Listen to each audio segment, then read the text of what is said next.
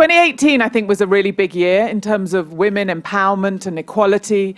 And it's really been on, thanks to the work of people like Shelley and the Girls' Lounge, the Female Quotient, and all the work that we've been seeing, people coming together, the marches, Me Too movement, and so much more. And so it is an honor and a privilege that we are here together today to be able to continue the conversation that matters so much to all of us. And so I'm absolutely thrilled and delighted to introduce everybody to a lady that needs no introduction, to Sungju Kim. Yeah, give her a round of applause. And, you know, so much of what we're looking to achieve is really about the historical imbalances that have existed and have happened in the world. And you are no stranger to that because you grew up in South Korea. You saw that yourself.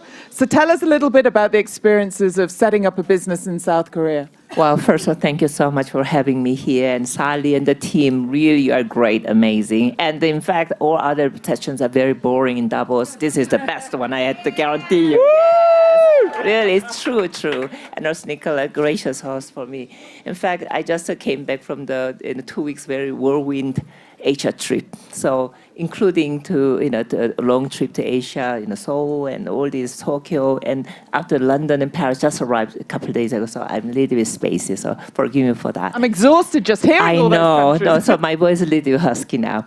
But the thing is, yes, most of you know my story about less than 30 years ago, about 29 years ago. In fact, my daughter was born that time. I started my own company. It was a double kind of adventure. And also South Korea, you may know, UN gender equality report saying out of about 130 countries survey, we are almost at the bottom line next to some countries in Africa or Middle East. Still, really, we are backward. So, and also in Japan, I heard a little bit better, but because it's a Confucian leadership, cultural kind of bias against women, and also in Japan, probably summarize and all these really some ways hinder women's advancement in society. But now I can see in Japan, especially Abe, really makes good Abenomics, womenomics, and really advanced women cabinet member to everywhere, which is quite admirable. So what I want to say is me, because I come from, as you may know, one of the biggest energy group. So it's like a Seoul City Gas or all these gas operations belong to my family, but that was part of my father's business. So he was kind of a semi-conglomerate. But the thing is, I was born as the youngest among 6 and 3 brothers and 2 sisters. So I'm the youngest, the cutest one. But unfortunately, the expectation toward the girls, well, you come from big family. Why do you need the inheritance? Because you are going into another power marriage, another conglomerate kind of family members. You will automatically inherit another $1 billion there. So when father passed away, obviously multi-billion dollar empire divided in 3 pieces given to my brothers only. So I was watching, why is that? And also my sisters, they were really smart in school and all these disciplines. But however, they said girls being smart is something wrong. Because for men, obviously, it was very difficult to control.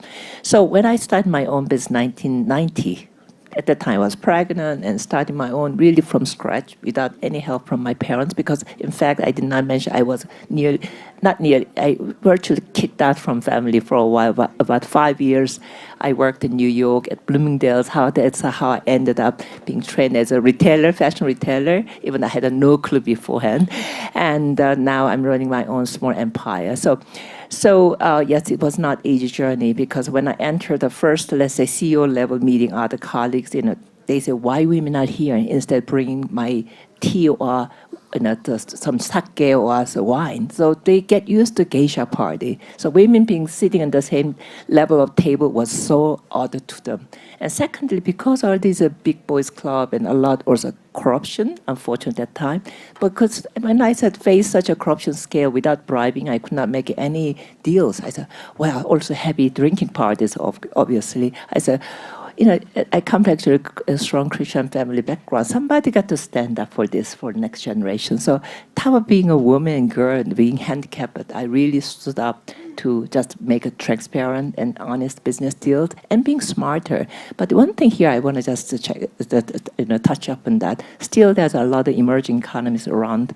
Often you face corruption and also big boys club, the way they are making business. But instead of complaining or giving in, what I did was, why don't I create my own playing field? So that time was 1990, still very much IT infra was not that well provided. But I was one of the early adopters of IBM 400 at that time. Now we have SAP. But so we are really, if you cannot go through the conventional route to make your deals, why don't I take on something different, more technology-driven? So we are one of the early adapters, so we became more fast and accurate, and also better with the customer relations. So that was already exciting part. So first page of my business, more dealing with the franchise business with Gucci and Sonia, Yves Saint Laurent, all these. But later on, I bought brand 2005 MCM, that's German brand. It was kind of ailing German brand. And when I bought it 2005, again, clean up the market, brave enough, and started from zero again. But now we have, in how many years now? Almost 14 years past. Now we are in 42 countries and 600 stores and $800 million business we are going for. So not fair. If that doesn't deserve a round of applause, I don't know what does. So let's just pause for a moment, because that's quite a lot to take in. So there you are. Your dad passes, which is obviously sad, but gives all the money to your brothers. You get pregnant and decide at the same time to start your own business. I mean, all of these things are enormous life goals all happening at the same time.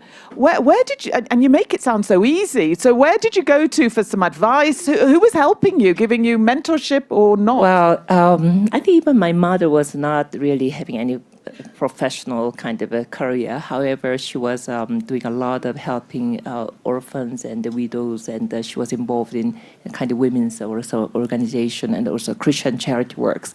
So that taught me a lot about noblest obligation. So for me, it's not the money, but it's more a matter of your intelligence and your heart and your dedication. So for me, that did not stop me. So instead, when I see a lot of obstacles, millions, I can write up those books separately. However, instead of complaining, for me, it was like a luxury. Better to come out better, smarter, and faster in something different ideas. So that's how we excel. And now we are in the truly localized business, because we have more than 15 offices around the world, and we have about full-time part-time altogether about 2,000 colleagues working around the world, and 38 nationalities.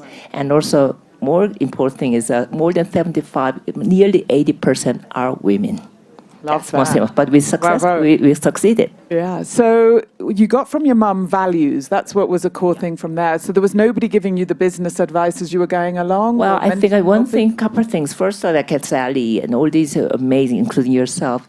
Other business really leaders taught me and gave me a lot of courage. She's done it, why not me? Regardless of what kind of cultural barrier and hindrance I've been facing. But there's another women's organization called the Global Summit of Women. I don't know whether you know. I've been supporting it 20 years. Because they are like about more than 85 ladies involved.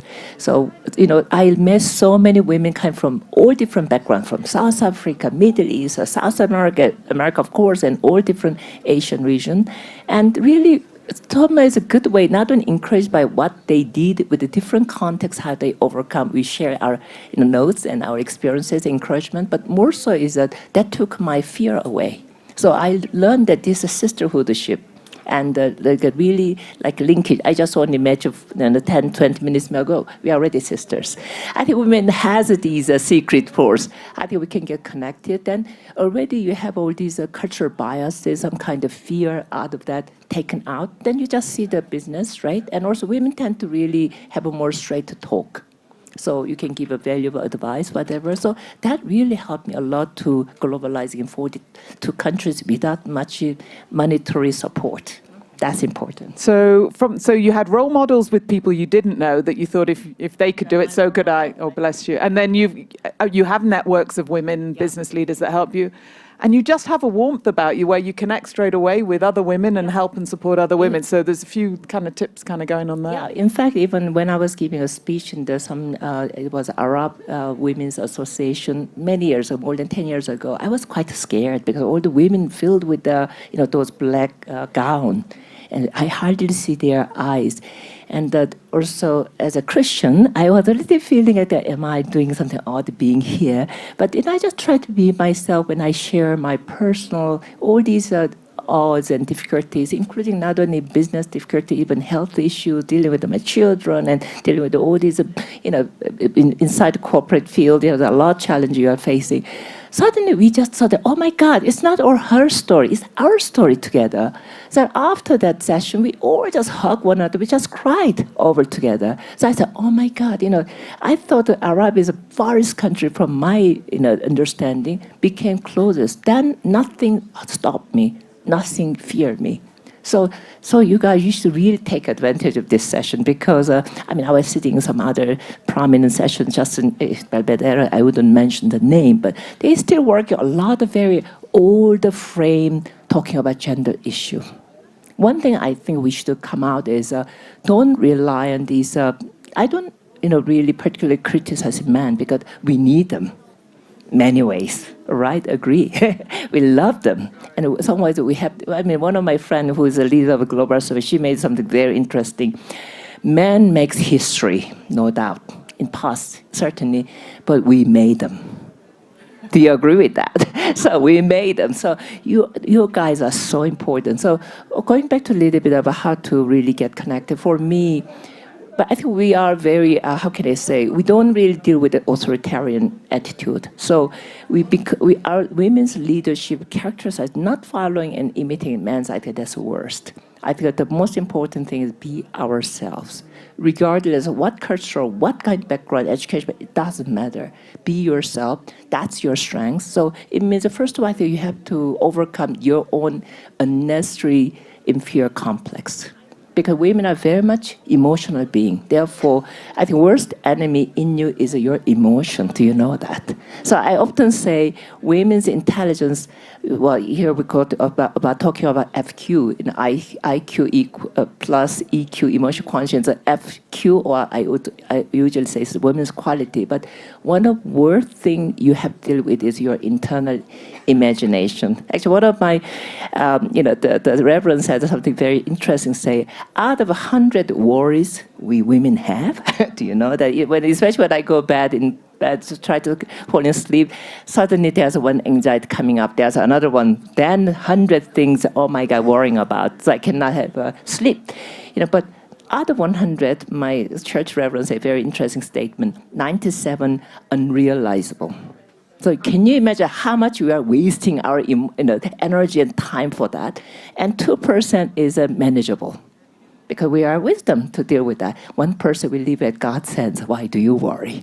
So I think this is very important lesson for me because we women tend to worry too much. And also emotionally, when we are not disciplined, as I said, that's the worst enemy, not only to yourself, in terms of dealing with your own organization as a leader. So it's a matter of how we can discipline and shape up our emotion. I don't say emotion is bad. This is very valuable asset we have.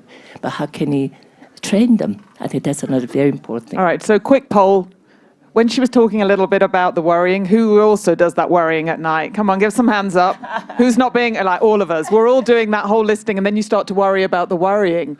So I want to just, that's another whole thing. So I want to just take you back to, you were talking about kind of growing up, the experience of women sitting around the table in a business perspective was geisha. That was how that would happen. So I want to talk now and I want to learn from you a little bit more about when you've experienced bias, either unconscious or consciously, and some of the learnings that you can share through that. Well, obviously, one just very instant beginning of my business, we have subcontractors. As you know, I run bag companies, so we produce a lot of bags. So all these men-run factories. So I invite some guys come to my office to really develop further business together. One old gentleman showed up whom I never met. Automatically, he expected, another gentleman would appear as a CEO. So I greet him. He thought I was his secretary. So he said, where's your CEO? I said, I am. And he was stunned. Cannot imagine this young women. That time I was young, of course.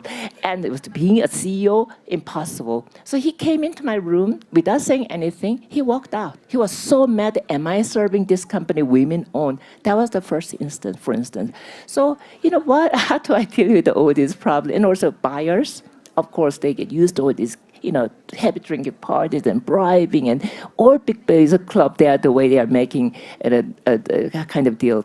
So how am I going to overcome? For me, as I said, the most valuable thing is for me now really technology. Technology is so important to make your organization, the way you deal with your colleagues, especially me. We are in 15 different offices, all different time zones. So we say we are truly global, small company. But every day we have a digital kind of handle, digital kind of connected, and also conference call, video call. And also, now we are really, now in company, we are pursuing something new called, you are the tech person, so I shouldn't say too much, but we call it internally W project. It means VV, W, it means the victory offline and online V together. It means really omni-channel. The reason is really for me, all this gender issue, we're just aiming for how can you make a one office environment regardless of where we are, and secondly, how we can make one inventory, so how we can share, and third is how we can share the customer database. So for me, because offline is obviously take a lot of money, again, there's a lot of big boys club there too, but for me, instead of having that resources, if we don't nagging and begging for it, just, as I say, create new playing field, a new game plan, what women can excel. So I know there's every day some ways you tackle, face this gender issue, but can I say something? Now we just look at men to change for us. They are not going to change, sorry to say. Especially men beyond certain age, women the same. Why do you expect they change their mental to integrate me more? Of course, we push it that way too, but I'd rather, because now era moved along, new paradigm shift. Now, when we see now these days what happened, internet revolution, that's what Facebook about. We deal with a new customer group. We call it TGIF. Now, thank God it's Friday. It's Twitter, Google, Instagram, and Facebook. That generation we are dealing with, they are millennials. Yeah, millennials. And Gen Z, look at them. My God, they are truly globalized citizenship. Who can take on their leadership? I think only women can do it. Why? Because we are always excluded. Luckily, when I look at my brothers these days, oh my God, they are very bold. They inherited all the industrial energy companies. Me, I'm flying around the globe, even with the least money, but having a lot of fun and creating something new. And sooner or later, I will join the billionaire club too, because I'm about now 800 million we are pursuing. So sooner or later, my brother's billionaire club join soon. And secondly, really, as I said, really gender issue, for me, not to waste our energy for that. Really, I think even company, there are some, because future is a data and content-driven industry, not anymore just manufacturing all this. So those group, men mostly, are very much manufacturing-based and big muscle and really top-to-toe, that kind of patriarchal leadership. Don't blame them. They've done their job. Now it's time for women to take on to the next generation, 21st century, knowledge-based economy. All these contents and customer intelligence and data management, that's all women's job. And just one example, media. Now we've, of course, placed advertisement, print advertising here and that, magazines.